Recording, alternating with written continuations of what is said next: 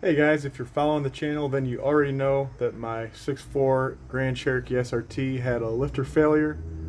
I've got it all fixed. I got plenty of new parts, basically the whole motor rebuilt. Added some boost, so it's got a Pro Charger, cam. I'll go over everything I did to it here, but I wanted to show you some of the old parts and the lifter that actually went bad. So as you can see here, here's all my parts. Got all the rods, pistons. So I ended up going with forged rods and pistons. So here I've got my stock ones. I mean, they all look pretty good. This one, I'm not sure if this is a bad thing here, but that one just didn't go back together all the way when they put it together. So all these, I would say all the bearings look pretty good. So I mean, I think that I could probably sell these. Let me know what you guys think, if these are any good. I mean, there's a tiny bit of wear like on the sides here. I mean, they weren't causing any issues that I'm aware of. You can see all the oil that built up, and that's why you should run a catch can, I feel like, because there's definitely some oil built up here on the pistons and the injectors.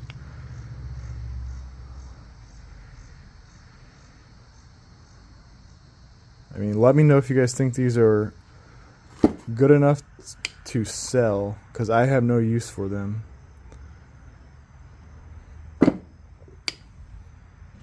Every piston pretty much has some oil kind of built up on it.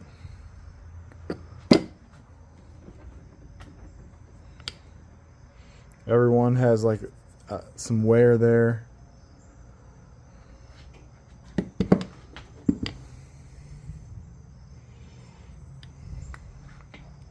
But I feel like I mean, at least it seems like you could probably reuse the rods if the pistons weren't good enough. But I feel like if you're going to take them out, then you might as well just upgrade. I mean, I guess if you're not going to run boost, maybe there's no point in doing forged rods. You can see all the lifters. I mean, you can tell there's like some wear on them, but the worst one is pretty obvious. This is the one that chewed up the cam. I mean, you could tell it's kind of rounded off. It's supposed to be completely flat. But yeah, the cam was all ate up. Unfortunately, I don't have the cam to show you guys. But you can see how beat up that thing is. And that's how it's supposed to look.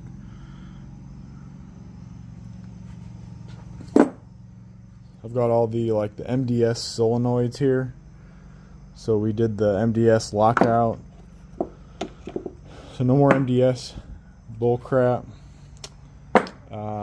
We got the Manly push rods. So I got new rods.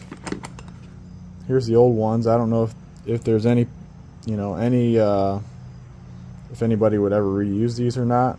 If they would, let me know so I could sell them for a few bucks.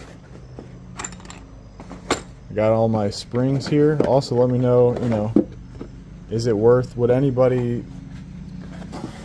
use these springs? They had about 109,000 miles on them, so are they still good, or if somebody's going to get into the springs, are they just going to upgrade them? I don't know that. So we got springs. We got the cam from Comp Cams. See, I got the paperwork somewhere. I don't know where it went. There it is. Comp Cams. Here's the specs. It was a custom built cam. And I guess this works for the 5.7, 6.1, and 6.4. So if you have any interest in these cam specs, I will start it up and let you guys hear how it sounds. Got my fuel pump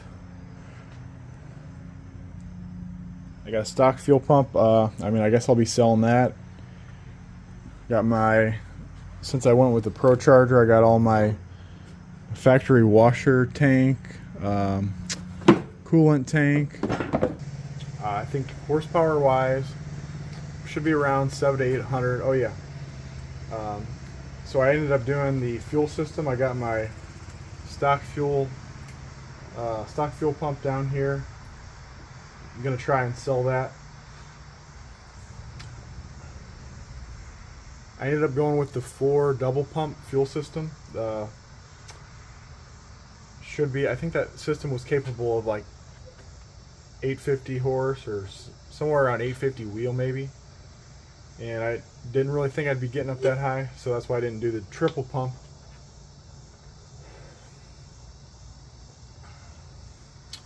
So after the fuel system, yeah, okay. We were running 12 pounds of boost, and the stock fuel pump was just on the limit of, just on the limit of barely keeping up. So, I could have took the car and driven it. It just wasn't going to be worth risking, if you do a pull, running out of fuel after doing all this work to it. So I spent some more money, went with the 4 fuel double pump, and we got it tuned up. And I don't have dyno numbers since they did not have the all-wheel drive dyno.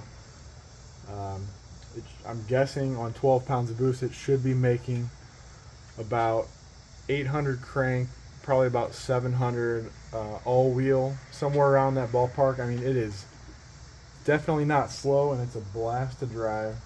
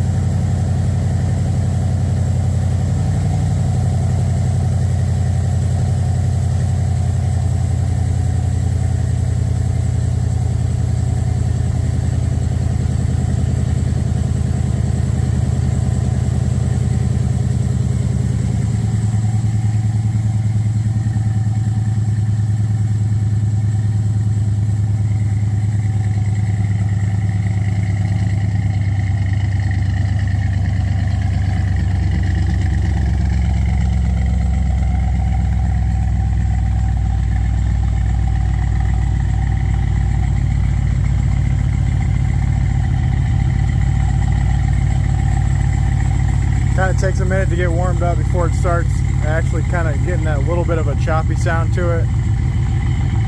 Hasn't really calmed down on the idle yet. There it goes.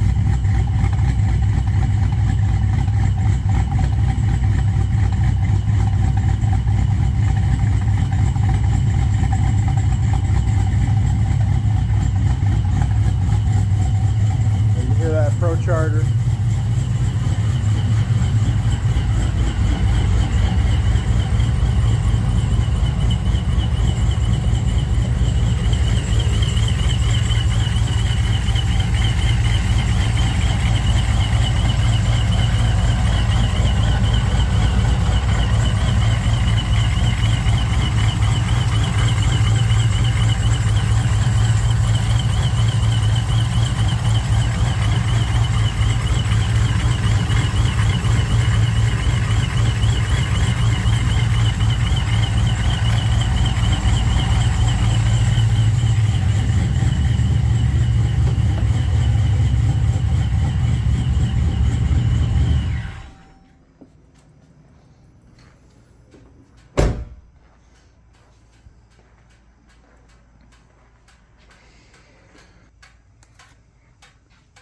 I've got my catch can, and I just ordered a high boost valve from Rip Performance. So I guess, so I know this is like the PCV valve, and that's, basically supposed to stop any pressure from going into the crankcase. But now that we're running boost, just want to make sure that we don't force too much boost pressure into the crankcase. So I am going to add the high pressure valve, which Rip Rip supplies that for their Rip supercharger kits, but I guess ProCharger does not.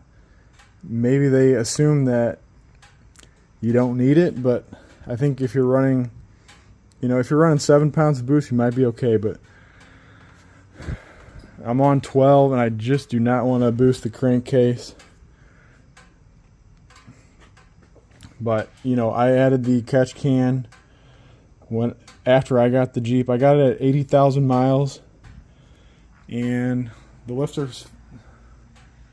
So the lifters failed at like 109, basically 108 something. So what happened was I got my check engine light for a cylinder misfire, and I thought I had heard a slight tick from the engine, but it wasn't enough to like for sure make me think it was a lifter failure. It was just like a slight tick, and I know they have like that injector kind of tick sound to them, so I'm like, yeah, I can't really tell.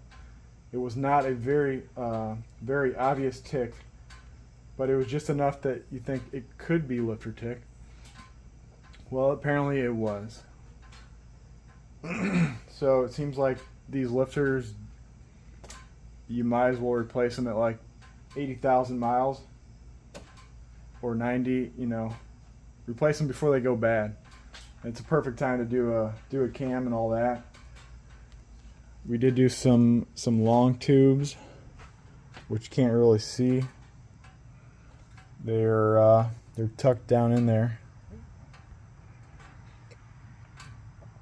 The camera won't let me turn my flash on. So I got the stage 2 intercooler. What else did we do? Hellcat oil pump. I think that's probably it. I do want to say that all of the work here was done by J&B Performance here in Missouri. They did a great job. I definitely recommend them. I think they did a really good job.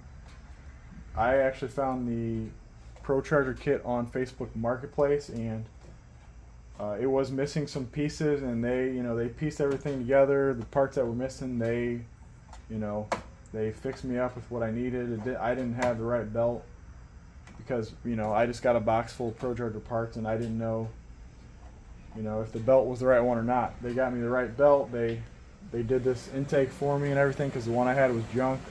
Oh, I did do injectors. I think they're the 1050X's maybe by Injector Dynamics.